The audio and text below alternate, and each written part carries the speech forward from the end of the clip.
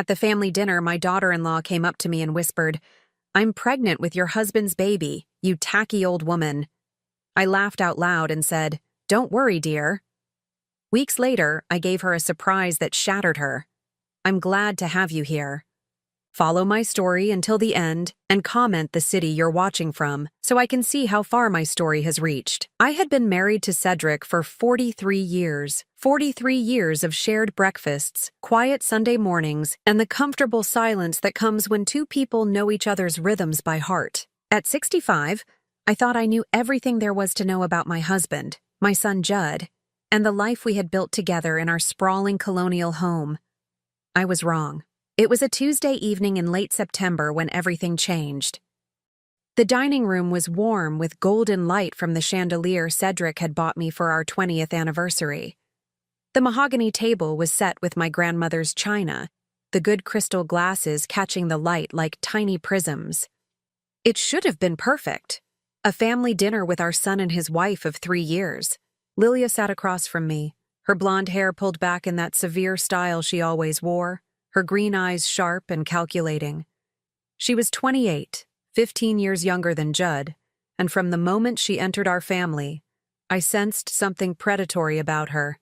The way she watched people, studied them, like she was looking for weaknesses.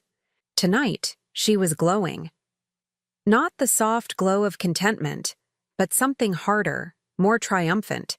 She kept touching her still flat stomach, drawing attention to herself in that subtle way she had mastered. Judd was oblivious, as usual. My son had always been trusting to a fault, seeing the best in everyone. He was cutting his steak with the focused attention he brought to everything, his dark hair falling across his forehead the same way it had since he was a boy. And Cedric. My Cedric sat at the head of the table, his silver hair neatly combed, his blue eyes, usually so warm when they looked at me, fixed firmly on his plate. He hadn't looked at me directly all evening. In fact, he hadn't looked at me properly in weeks. "Bessie, you've outdone yourself again," Judd said, gesturing toward the roast I'd spent all afternoon preparing. "This is incredible." I smiled at my son, but it felt forced. There was a tension in the air that made the food taste like cardboard in my mouth. Something was building, and I could feel it like the pressure before a storm. "Mother Bessie is such a wonderful cook," Lilia said, her voice honey-sweet, but with an edge that only I seemed to hear. "Such a devoted wife and mother. It's inspiring, really." The way she emphasized devoted made my skin crawl, but I nodded politely. "Thank you, dear." Lilia dabbed at her lips with her napkin, a small smile playing at the corners of her mouth.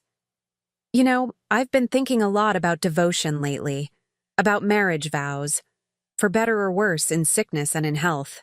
Her eyes glittered, through all kinds of challenges. Cedric's fork clinked against his plate. The sound seemed unnaturally loud in the sudden quiet. "That's lovely, sweetheart," Judd said, reaching over to squeeze his wife's hand. "Marriage is about commitment, isn't it? Building something together." "Oh yes," Lilia agreed, but she was looking at me now. "Building something, or sometimes, sharing what's already been built." My heart began to beat faster, though I couldn't say exactly why. There was something in her tone, in the way Cedric continued to avoid my eyes, that made alarm bells ring in my head. "I have some news," Lilia announced suddenly, her voice cutting through the quiet. "News that will change everything for our family." Judd straightened in his chair, his face lighting up with anticipation. "What is it?" Lilia stood gracefully, smoothing down her dress. "I'm pregnant." The words hit the room like a physical blow. Judd's face transformed with joy, and he jumped up to embrace his wife. "Lilia, that's wonderful.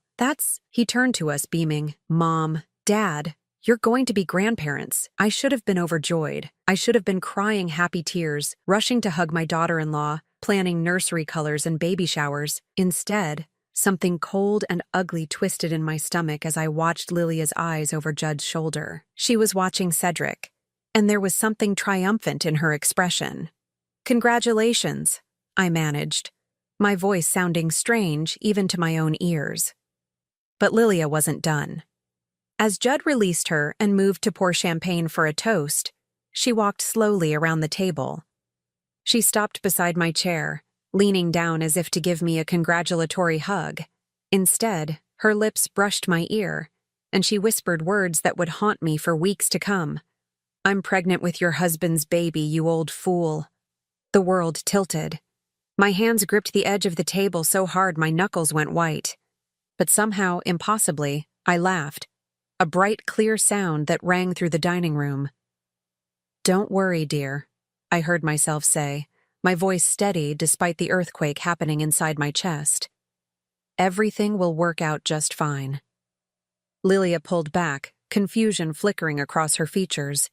She had expected tears, accusations, drama. My calm response had thrown her off balance, but as I looked across the table at my husband, my Cedric, who still couldn't meet my eyes, I felt something die inside me. The last of my trust, perhaps. The final thread of certainty about the life I thought I'd built. Judd was still talking, raising his glass, talking about new beginnings and growing families. His happiness was so pure, so genuine, that it broke my heart all over again. How long had this been going on? How many lies had I been living with? I raised my own glass with a steady hand, smiled at my son, and felt my world crumble into dust around me. The rest of dinner passed in a blur. I responded when spoken to, smiled when expected, played the part of the surprised but delighted mother-in-law. But inside, I was screaming. When they finally left, Judd chattering excitedly about cribs and college funds, Lilia shooting me one last satisfied look, I stood in my kitchen loading the dishwasher with mechanical precision. Cedric appeared in the doorway, his shoulders slumped with exhaustion. "Bess," he started, his voice rough. "Not tonight," I said without turning around. "I can't do this tonight." I heard him sigh, heard his footsteps retreat up the stairs to the bedroom we had shared for over 4 decades. But I couldn't follow him, not yet, maybe not ever. Instead, I stood alone in my kitchen, surrounded by the remnants of what had been my last innocent family dinner, and wondered how long I had been living with strangers. Sleep didn't come that night. I lay in our king-sized bed, listening to Cedric's breathing beside me, wondering if the man I had shared my life with was a stranger. Every small sound, the creak of the house settling, the distant hum of the refrigerator, seemed amplified in the darkness. When morning came, I moved through my usual routine like an actress playing a part. Coffee for 2, eggs over easy for Cedric, whole wheat toast cut diagonally the way he preferred. We sat across from each other at our small breakfast table, the morning sun streaming through the kitchen windows, and I studied his face like I was seeing it for the first time. "Sleep well?" he asked, not looking up from his newspaper. "Fine," I lied. The silence stretched between us, filled with everything we weren't saying. Finally, Cedric folded his paper and stood. "I'll be working in the garden today. The roses need attention before the first frost." Working in the garden. How many times had he said those exact words over the past few months? I watched him walk away, noting the slight stoop to his shoulders that hadn't been there a year ago. At 72, he was still handsome in that distinguished way that had first caught my attention at a church social 45 years ago. But now I wondered if I had ever really known the man behind that familiar face. After he left, I sat alone with my cooling coffee and let my mind drift back over recent months, searching for clues I had missed. They were there, like pieces of a puzzle I had been too naive to assemble. 3 months ago, Cedric had started showering at odd times. Not just his usual morning routine, but suddenly after working in the yard, or before dinner when we weren't going anywhere special. When I asked about it, he said he didn't want to smell like soil and fertilizer. 2 months ago, I had found a credit card statement with charges I didn't recognize. A florist in the next town, a jewelry store I had never heard of. When I asked Cedric about them, he said he was planning surprises for my birthday. My birthday was still 4 months away, but I chose to believe him. 6 weeks ago, Lilia had started dropping by more frequently. Always when Judd was at work, always with some excuse about wanting to learn family recipes or asking for advice about marriage. She would stay for hours, and I would often find her and Cedric having quiet conversations that stopped abruptly when I entered the room. "Just talking about the garden," Cedric would say, Lilia's interested in learning about roses. But Lilia had never shown any interest in gardening before. In fact, she had once complained that dirt under her fingernails made her feel absolutely primitive. Now, sitting in the harsh light of morning after, those conversations took on a different meaning. The way Lilia would touch Cedric's arm while they talked. The way she would laugh at things that weren't particularly funny. The way Cedric's cheeks would flush pink in a way I hadn't seen in years. I had attributed it to my husband being flattered by the attention of a young, beautiful woman. Harmless vanity, I told myself. Natural for a man his age to enjoy feeling appreciated. How naive I had been. The phone rang, jarring me from my dark thoughts. Judd's voice was bright with excitement. "Mom, did you sleep at all last night? I was too excited to close my eyes." "I'm still processing," I said carefully. "It's wonderful news, sweetheart. Lilia's already making lists. Baby names, nursery themes, everything. She wants to start shopping this weekend." He paused. She mentioned that Dad seemed really happy about the news, said he got a little emotional when she told him. My hand tightened on the phone. When did she tell him? Last week, I think? She wanted to share it with him first, said she was nervous about how you'd both react. Isn't that sweet? She was worried you might think we were too young. Last week, she had told Cedric about the pregnancy a full week before announcing it to the family. Why would she do that unless... "Mom, you still there?" "Yes," I managed, just thinking about everything we'll need to do to get ready. After I hung up, I sat staring at the phone, pieces of the puzzle clicking into place with sickening clarity. The private conversation, Cedric's strange behavior, Lilia's triumphant expression at dinner. I needed to know the truth, but I couldn't bear to confront Cedric directly. Not yet. If I was wrong, if my suspicious mind was creating problems where none existed, I could destroy my marriage over nothing. But if I was right, I spent the rest of the morning in a fog, mechanically cleaning rooms that were already spotless, folding laundry that didn't need to be folded. Through the kitchen window, I could see Cedric in his garden, pruning the roses with careful, practiced movements. Marcus, our gardener, worked nearby, trimming the hedges with the quiet efficiency I had come to appreciate over the past year. Marcus was a gentle soul, maybe 35 or 40, with kind brown eyes and work-roughened hands. He lived in a small apartment above the garage behind the Martinez house next door, taking care of several properties in our neighborhood. Cedric had hired him after our previous gardener retired, and I had grown fond of his polite manner and dedication to making our yard beautiful. Now I watched him work and wondered if he knew, if he had seen things, if the whole neighborhood knew what was happening in my marriage before I did. Around noon, Lilia's silver sedan pulled into our driveway. She emerged wearing a flowing sundress that emphasized her still slender waist, her blonde hair catching the sunlight as she walked toward the garden where Cedric was working. I watched from behind the sheer curtains in our living room as she approached my husband. Their conversation was animated, her hands gesturing, his head nodding. At one point, she placed her hand on his arm, the same gesture I had noticed before but dismissed as friendliness. Now it looked like something else entirely. When she laughed, throwing her head back in that practiced way of hers, Cedric smiled, really smiled, in a way I hadn't seen in months. My chest constricted with a pain I didn't know how to name. They talked for maybe 20 minutes before Lilia glanced toward the house. I stepped back from the window, my heart racing with the absurd fear of being caught spying on my own husband. When I looked again, she was gone, her car backing out of the driveway. Cedric remained in the garden, but his movements seemed different now, lighter, like their conversation had lifted some burden from his shoulders. That evening, he was almost cheerful at dinner. He talked about the garden, about plans for next spring, about how excited he was to be a grandfather.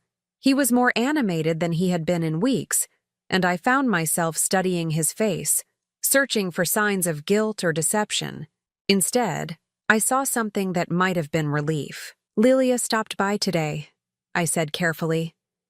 "Yes," Cedric nodded, cutting his pork chop with steady hands. "Sweet girl. She's nervous about the pregnancy, wanted some reassurance." "What kind of reassurance?" For just a moment, his knife stilled. "Oh, you know, first-time mother worries. Whether she'll be good at it, whether the baby will be healthy. Normal concerns." But nothing about Lilia had ever struck me as normal, and I was beginning to suspect that this pregnancy was the least normal thing of all. That night, as Cedric slept beside me, I made a decision. I couldn't live with the uncertainty, couldn't spend the rest of my life wondering if every smile was a lie, every kiss was betrayal. I was going to find out the truth, no matter how much it hurt, because living with lies was worse than living with painful reality. The next morning, I would begin my investigation in earnest. The investigation began with Cedric's study. Wednesday morning, after he left for his weekly doctor's appointment, I climbed the stairs to the room that had been his sanctuary for as long as we'd lived in this house. The heavy oak door creaked as I pushed it open, and I felt like an intruder in my own home. Cedric's study was exactly as he'd left it. Papers neatly stacked, books arranged by subject, his old leather chair positioned just so to catch the morning light. The room smelled of his aftershave and the faint mustiness of old books. I had always respected his privacy, rarely entering without invitation. Now I wondered what that courtesy had cost me. I started with his desk, my hands trembling slightly as I opened the top drawer. Pens, paper clips, business cards from doctors and contractors, nothing unusual. The second drawer held bills and correspondence, all seemingly innocent. But in the bottom drawer, beneath a stack of gardening magazines, I found something that made my breath catch. Bank statements. Not our joint account, but a separate checking account I didn't know existed. The statements went back 6 months, and as I scanned the entries, my confusion deepened. Large deposits, $5,000, $8,000, $12,000, appearing seemingly at random, and withdrawals, always in cash, always in round numbers, $2,000, $3,500, $7,000. Where was this money coming from, and where was it going? I photographed the statements with my phone, my hands shaking so badly I had to take several shots to get clear images. Then I carefully returned everything to its place and closed the drawer. But I couldn't shake the feeling that I was missing something crucial. The sound of a car in the driveway sent me scurrying to the window. Not Cedric's sedan, but Lilia's silver car. I watched her emerge, wearing jeans and a fitted sweater that showed off her figure, and head not toward the front door, but around the side of the house toward the back garden. This was my chance. I slipped downstairs and positioned myself where I could see the garden through the kitchen window. Lilia was walking toward Marcus, who was raking leaves near the old oak tree. They began talking, their body language suggesting familiarity that surprised me.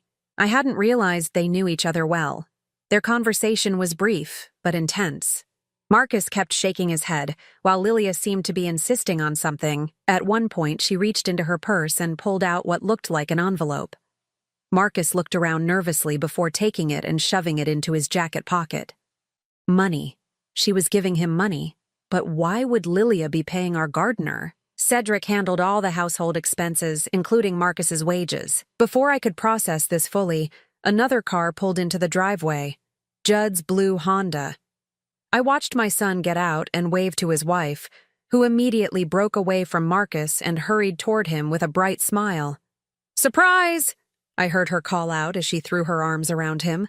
"I was hoping to catch you for lunch," Judd laughed, spinning her around. "What are you doing here, beautiful?" "I wanted to check on the garden with Marcus," she said smoothly. "You know how I've been wanting to learn more about plants since we found out about the baby." It was perfectly reasonable, perfectly innocent, but I had seen the envelope, seen Marcus's nervous glances. This wasn't about gardening. As they walked toward the house, I quickly moved to the living room and pretended to be reading a magazine. They came through the front door, Judd's arm around his wife's waist, both of them glowing with happiness. "Mom," Judd called out, "look who I found plotting with our gardener." "Plotting?" I tried to keep my voice light. Lilia laughed, that tinkling sound that always seemed slightly forced. "I was asking Marcus about what flowers would be best for a baby's room. I thought maybe we could plant a little garden for our son or daughter." Our son or daughter. But the baby wasn't Judd's, was it? The baby was. "That's lovely," I heard myself say. "Marcus is very knowledgeable." "He is," Lilia agreed, her eyes meeting mine with something that might have been challenge. "He's been so helpful, so understanding." There was something in the way she said understanding that made my skin crawl.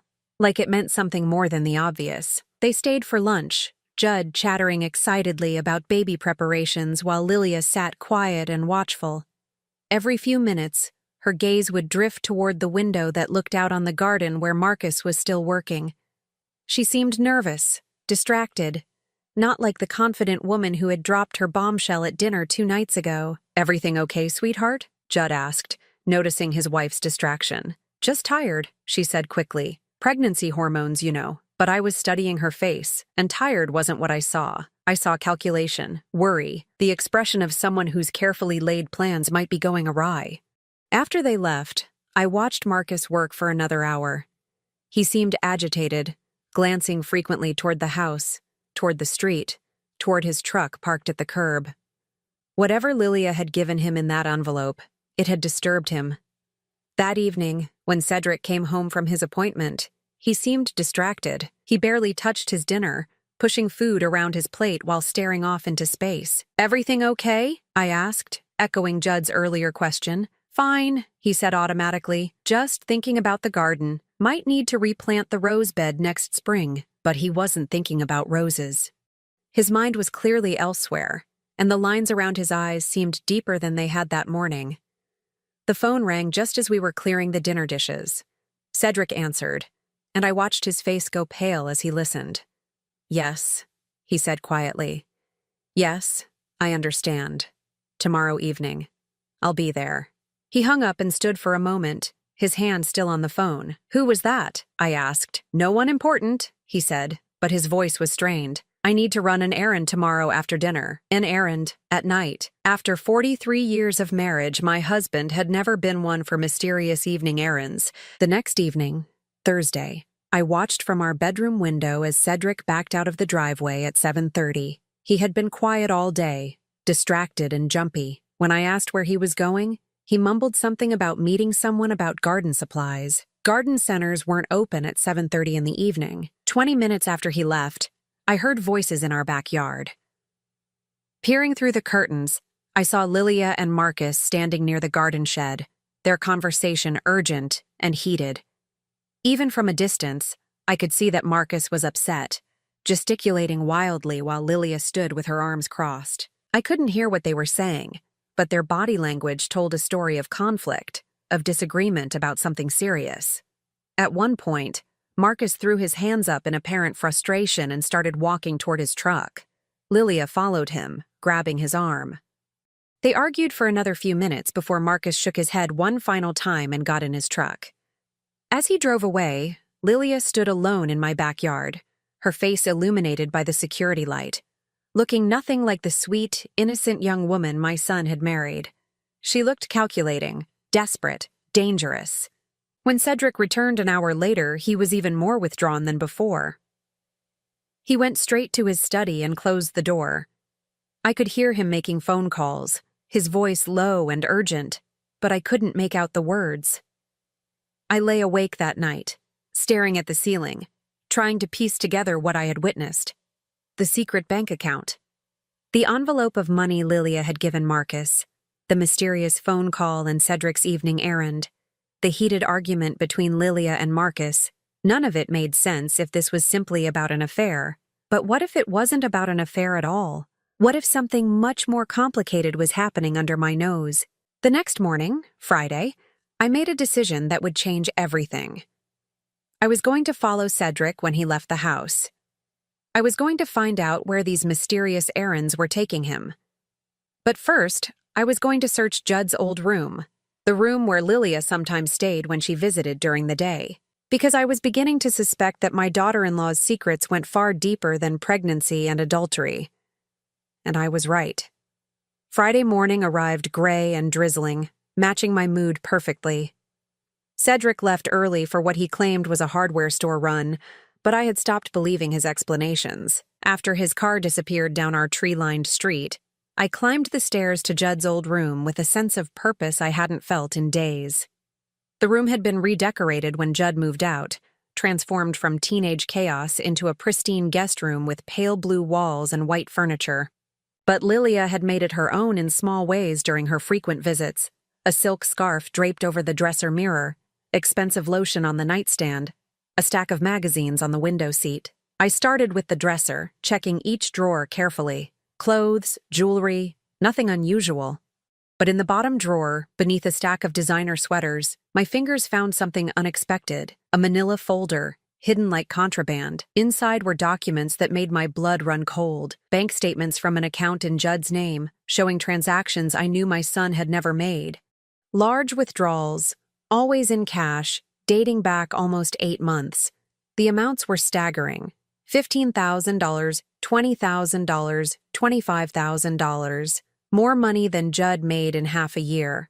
But it wasn't just bank statements. There were credit applications in Judd's name for cards I'd never heard him mention, loan documents for amounts that would cripple his finances. And at the bottom of the folder, a handwritten list in Lilia's elegant script. Northwestern Mutual, $45,000. Chase Credit Line, $30,000. Personal Loan, M. Santos, $18,000.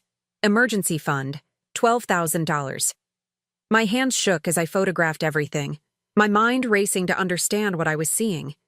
This wasn't just about an affair. This was about money. Lots of money. Money that my son didn't have. A sound from downstairs made me freeze, the front door closing. I quickly returned everything to its place and crept to the window. Lilia's car was in the driveway, and she was walking toward the house with her usual confident stride. I made it downstairs just as she entered through the front door, using the key we'd given her after the wedding. "Bessie!" she called out, her voice bright with false cheer. "I hope you don't mind me letting myself in. I was hoping we could have a little chat." My mouth went dry. "Of course. Would you like some coffee?" "That would be lovely." I busied myself with the coffee maker, hyper-aware of Lilia settling herself at my kitchen table like she owned the place. When I turned around, she was watching me with those sharp green eyes, a small smile playing on her lips. "You seem nervous," she observed, tilting her head. "Is everything all right?" "Just tired," I lied, setting her cup in front of her. "Didn't sleep well?" She took a delicate sip. "I imagine you have a lot on your mind. New babies can be overwhelming, especially when they're unexpected." There was something in her tone that made me study her face more carefully. She looked different today, harder somehow, like she had dropped some of the sweet young wife act she usually wore around me. "Lilia," I said carefully, "can I ask you something?" "Of course. Why did you tell Cedric about the pregnancy before you told Judd?" Her cup paused halfway to her lips. For just a moment, something flickered across her face. Surprise, maybe, or calculation. Then the smile returned. "I was nervous," she said smoothly. "I wanted to make sure the family would be supportive before I told my husband. Cedric has always been so kind to me." "Kind," I repeated. "Very kind. Protective, even. He's been so worried about me lately." She set down her cup and leaned forward. "Has he mentioned that I've been having some difficulties?" "What kind of difficulties?" "Oh, just some stress, financial pressures." Her eyes never left mine. "You know how it is when you're young and trying to establish yourself. Sometimes you make choices that seem reasonable at the time but become complicated later." I felt like I was walking through a minefield. "What kind of choices?" Lilia laughed, but there was no warmth in it. "The kind that require understanding family members, the kind that require discretion." She paused, studying my face. "The kind that your husband has been so helpful with." My chest tightened. "I don't understand. Don't you?" She stood up, moving to the window that looked out on the garden. "Cedric is such a good man, such a devoted father. He'd do anything to protect his family, wouldn't he? Even if it meant sacrificing his own reputation." The words hung in the air like poison. I stared at her back, at the casual way she surveyed my garden like she was evaluating real estate. "What are you saying?" I whispered. She turned around, and the mask was completely gone now. What I saw in her face was cold calculation, the expression of someone who held all the cards and knew it. "I'm saying that some secrets are more valuable than others, Bessie, and some people will pay dearly to keep those secrets buried." Before I could respond, the sound of voices outside caught our attention. Through the window, I could see Cedric and Marcus having what looked like an intense conversation near the tool shed. Cedric was gesturing emphatically, while Marcus kept shaking his head. Lilia's face changed, a flash of something that might have been panic crossing her features. "Excuse me," she said quickly, heading for the back door. "I need to speak with them." I followed her outside, staying close enough to hear but trying to appear casual. The conversation stopped abruptly when Lilia approached, but the tension in the air was thick enough to cut. "Is everything all right?" Lilia asked, but her voice was sharp with warning. Marcus looked between Cedric and Lilia, his face troubled. "I can't keep doing this," he said quietly. "This isn't right. Judd's a good man. He doesn't deserve—" "Marcus." Lilia's voice was ice cold. "We've discussed this." "You've discussed what?" I asked, stepping closer. The three of them turned to look at me, and I saw guilt written across all their faces, though in very different ways. Marcus looked sick with remorse. Lilia looked angry at being interrupted. And Cedric. Cedric looked like a man who had been carrying a terrible burden for too long. "Bess," he said, his voice hoarse, "you shouldn't be out here." "In my own backyard?" I kept my voice steady despite the chaos in my chest. "What exactly have you all discussed that I shouldn't hear?" Silence stretched between us, filled only by the sound of rain pattering on the leaves above our heads. Finally, Marcus spoke. "I can't do this anymore," he said, looking directly at me. "Mrs. Holloway, there are things you need to know. Things about—" "That's enough," Lilia snapped. "Marcus, we had an agreement." "What agreement?" I demanded. Marcus looked at Cedric, something pleading in his expression. "Tell her," he said. "She deserves to know what's really happening." Cedric closed his eyes, and when he opened them, they were filled with a pain so deep it took my breath away. "Bess," he whispered, "I never wanted you to find out this way." "Find out what?" But even as I asked, pieces were clicking together in my mind. The bank statements upstairs, the mysterious errands, Lilia's veiled threats about secrets and protection. "It's not what you think," Cedric said urgently. "It's not what she wants you to think." Lilia laughed, a sound like breaking glass. "Oh, but it is exactly what she thinks, isn't it, Bessie? Your devoted husband carrying on with his son's wife. Such a cliché." I stared at my husband, searching his face for the truth. "Cedric?" "I'm not having an affair," he said, his voice breaking. "Bess, I would never—" He stopped, looking helplessly at Lilia. "But I can't explain without—" "Without what?" I pressed. "Without destroying our son's life," Lilia finished for him, her smile triumphant. "You see, Bessie, your husband loves Judd too much to tell him the truth about his wife, about what I've been doing, about what I know." The world seemed to tilt around me. "What you know about what?" Marcus stepped forward, his face pale but determined. "About the money," he said quietly. "About what Judd's been doing to pay his gambling debts. About the accounts she made him open, the loans she convinced him to take out." "Marcus," Lilia warned, but Marcus continued, the words pouring out like he'd been holding them back for months. "She's been blackmailing Mr. Holloway, threatening to destroy Judd if he doesn't cooperate with her lies, making him pretend to be having an affair to cover up what she's really been doing." My legs nearly gave out. I grabbed the fence post for support, staring at the three faces in front of me. "Gambling debts?" Cedric nodded miserably. "Online poker. Sports betting. It started small, but—" He spread his hands helplessly. "He owes over $100,000, Bess, to dangerous people. And she knows? She's the one who got him into it," Marcus said, his voice thick with disgust. "Introduced him to the sites, encouraged him to bet bigger. Then, when he was in too deep, she offered to help.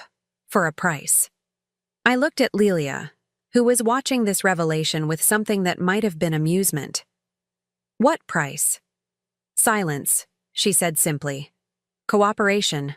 A marriage that gives me access to your family's resources." Her hand moved to her stomach. "And insurance for the future. The baby," I whispered. "Isn't Judd's," Marcus finished quietly. "It's mine." The silence that followed was deafening. Rain continued to fall around us, but I barely noticed. Everything I thought I knew about my family, about my marriage, about the past few months was crumbling like sand. Lilia clapped her hands slowly, mockingly. "Well," she said, "I guess the cat's out of the bag now. The question is, Bessie, what are you going to do about it?" The confrontation in the garden left me feeling like I'd been hit by a truck. I sat in my living room for hours after they all left, staring at nothing, trying to process the enormity of what I'd learned. My son was drowning in gambling debt. My husband was being blackmailed. My daughter-in-law was a calculating manipulator who was pregnant with our gardener's child. And somehow, I was supposed to figure out how to handle this without destroying everyone I loved.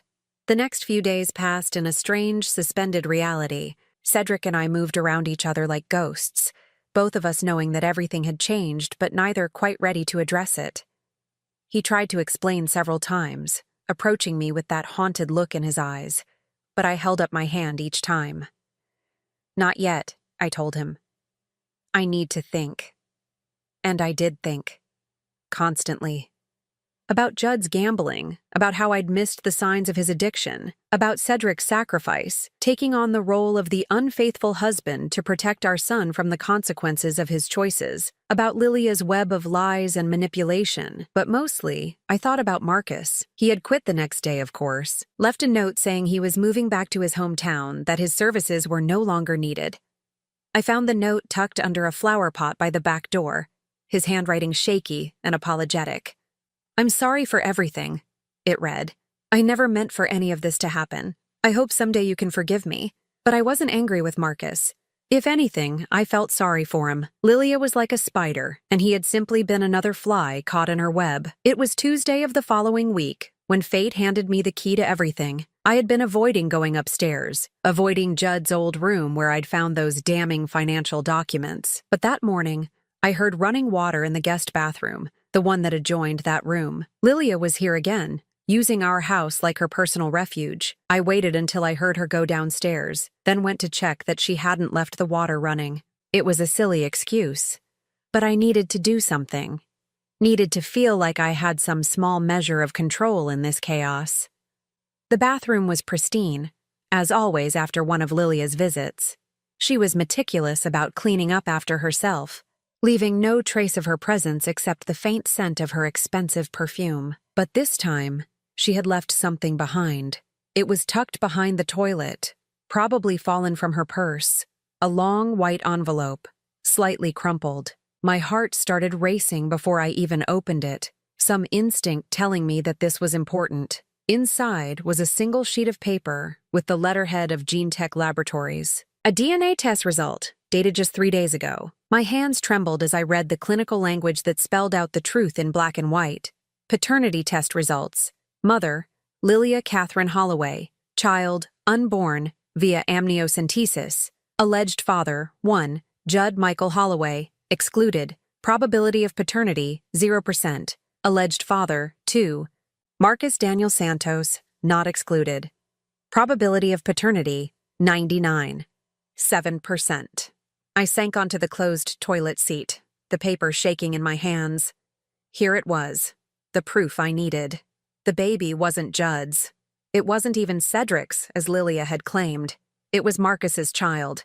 But why did she have a paternity test? If she was planning to pass the baby off as Judd's, why risk confirming the truth? The answer came to me in a flash of horrible clarity. Insurance. This was her insurance policy. Her proof that she could destroy our family whenever she chose. She could produce this test at any time, claim that Cedric had forced her to lie, paint herself as the victim of a powerful older man. She was covering all her bases, making sure she had leverage no matter what happened. I heard footsteps on the stairs and quickly folded the paper, slipping it into my cardigan pocket. By the time Lilia appeared in the bathroom doorway, I was calmly checking the faucet. "Bessie," she said, her voice carefully neutral. "I didn't know you were up here." "Just making sure everything's turned off properly," I said, meeting her eyes in the mirror. "You know how these old pipes can be."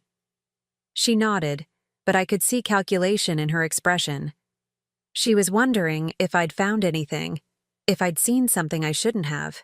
"How are you feeling?" I asked, turning to face her. With the pregnancy, I mean. Fine, she said carefully. A little tired. The doctor says everything looks normal. That's good. When is your next appointment? Next week. She paused. Judd's coming with me. He's so excited to see the ultrasound. My heart broke for my son. His joy was so pure, so genuine. And it was all built on lies. Lilia, I said softly, isn't there anything you want to tell me? For just a moment, her mask slipped. I saw uncertainty there, maybe even a flicker of guilt. But then the cold calculation returned. Like what? The truth. We stared at each other in that small bathroom, two women who both knew far more than we were saying. Finally, Lilia smiled. That sharp, predatory smile I was learning to hate. The truth is subjective, isn't it, Bessie? There's what happened, and there's what people believe happened. And sometimes what people believe is more important than facts. She moved past me toward the door, then paused. By the way, she said, her voice casual, I seem to have dropped something from my purse. You haven't seen anything, have you? My hand moved instinctively to my pocket, where the DNA test results crinkled softly against my fingers. No, I said steadily. Nothing at all. She studied my face for a long moment, then nodded. I'm sure it will turn up, she said. Important things always do. After she left, I sat in that bathroom for a long time, holding the paper that could change everything. I could show it to Judd right now, expose Lilia's lies, free Cedric from her blackmail, but I knew it wasn't that simple. Judd would be devastated, not just about the affair that wasn't really an affair, but about his gambling addiction being exposed, about the debt that had made him vulnerable to Lilia's manipulation in the first place. He might never recover from the shame. And Marcus, poor Marcus, who had been as much a victim as any of us, would be dragged back into this mess, forced to face the consequences of a moment of weakness. But as I sat there, thinking about Cedric's haunted eyes and Judd's innocent excitement about becoming a father, I realized that the truth had to come out. Not all at once, maybe.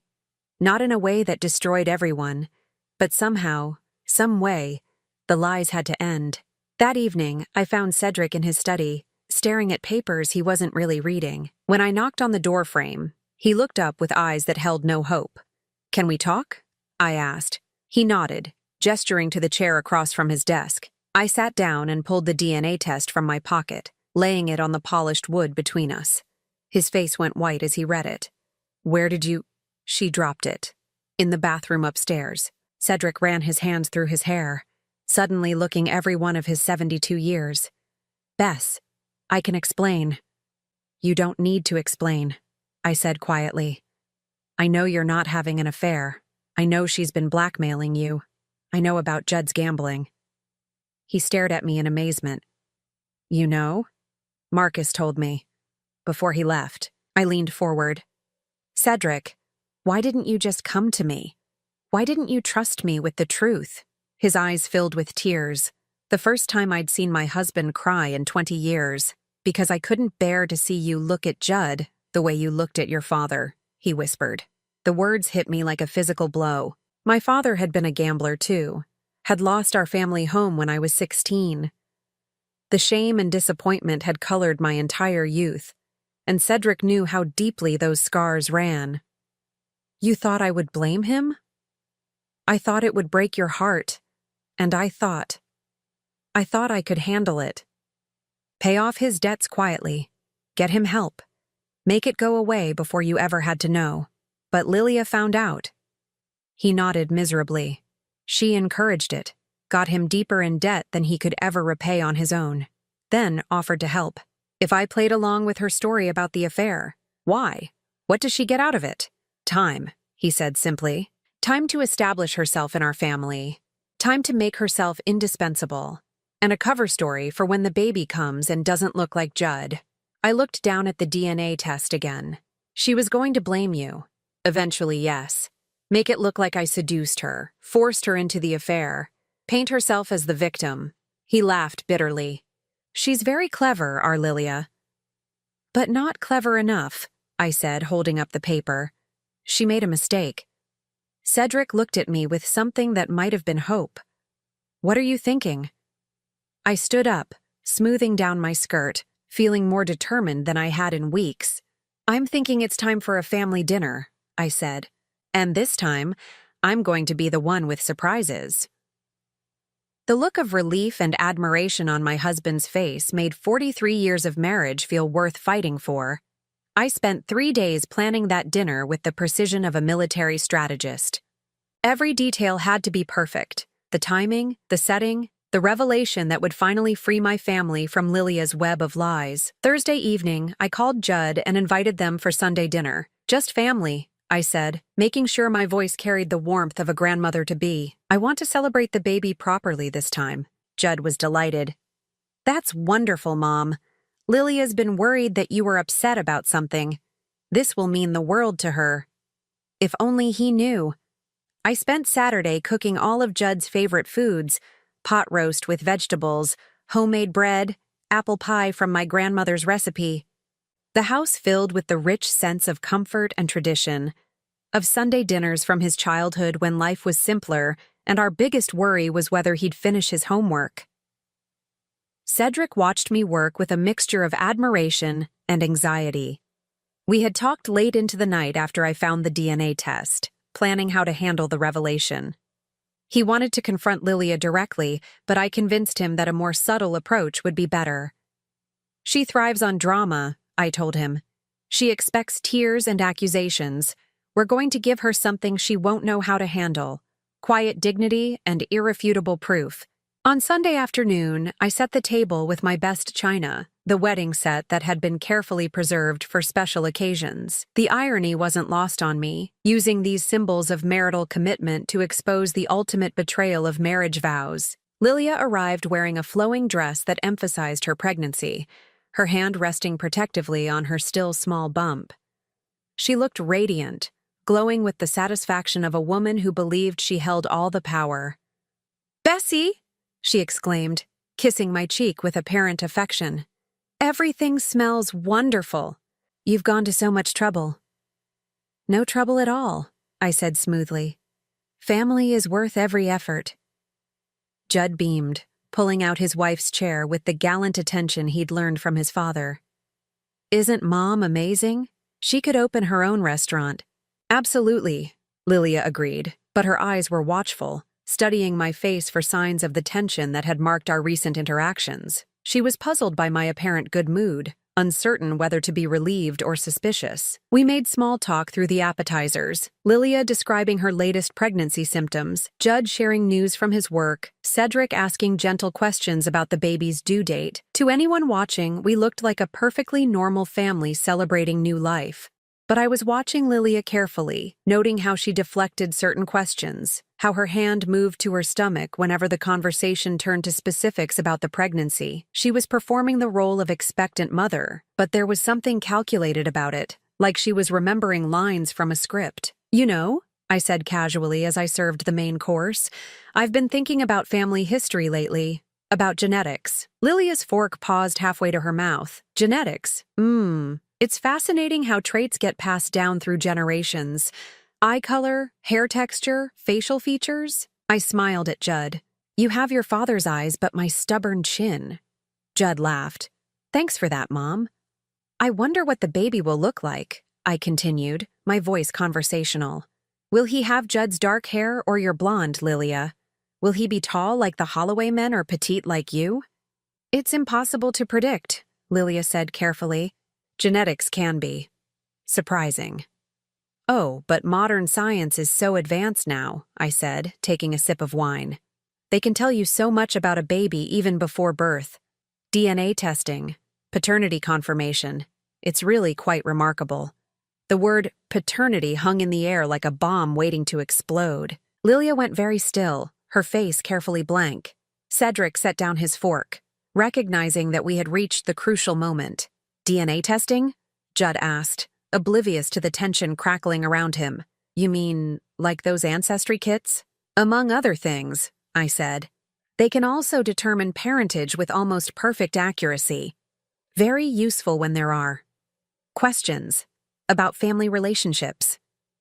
Lilia's breathing had become shallow, but she maintained her composure. "What an odd topic for dinner conversation." "Is it?" I tilted my head. I think it's quite relevant, actually. I stood up and walked to the sideboard, where I had placed a manila envelope before dinner.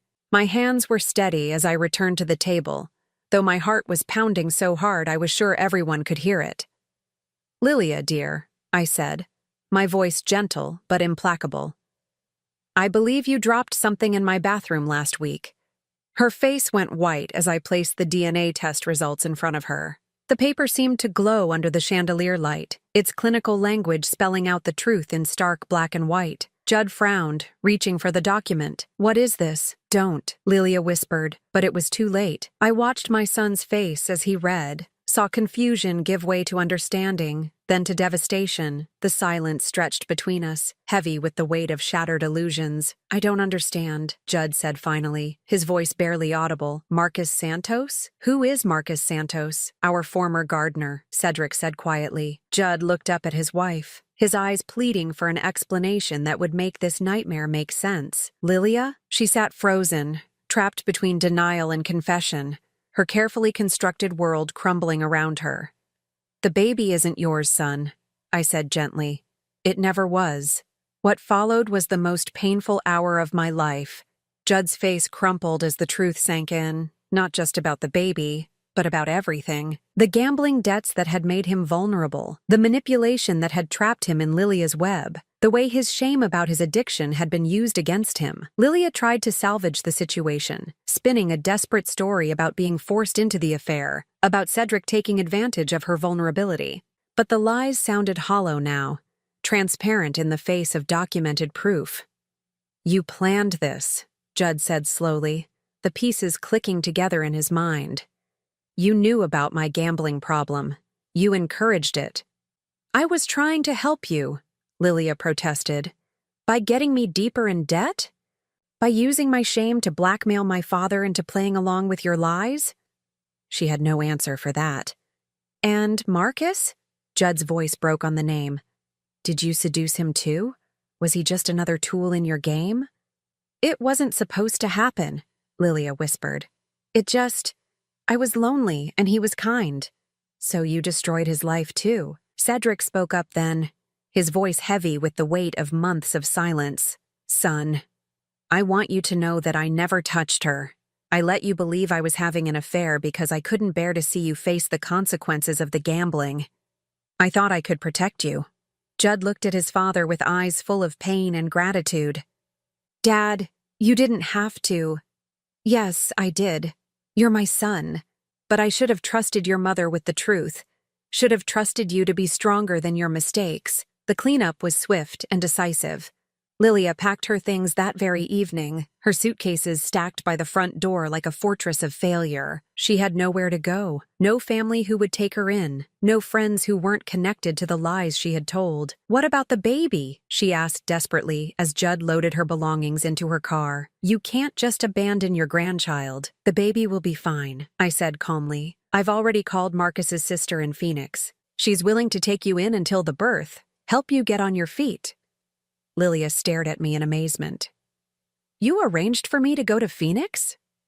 "I arranged for you to have a chance to start over," I corrected.